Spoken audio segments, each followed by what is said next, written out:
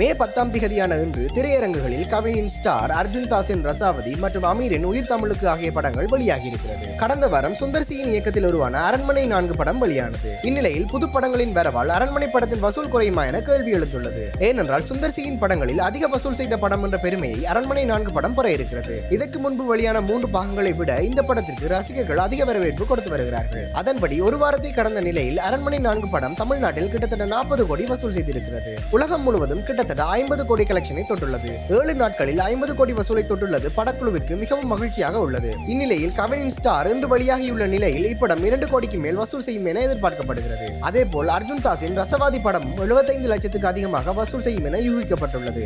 ஆனாலும் அரண்மனை 4 படம் அளவிற்கு 2 படங்களுமே இருக்குமா என்பது சந்தேகம்தான். ஏனென்றால் ஸ்டார் மற்றும் ரசவாதி ஆகிய 2 படங்களுமே ஓரளவு கலவையான விமர்சனங்களை தான் பெற்று வருகிறது. ஆகையால் அரண்மனை 4 படத்தை இந்த படங்கள் பாதிக்க வாய்ப்புகள் குறைவுதான். இதனால் 100 கோடி கிளப்பில் அரண்மனை 4 விரைவில் இணையும் என எதிர்பார்க்கப்படுகிறது.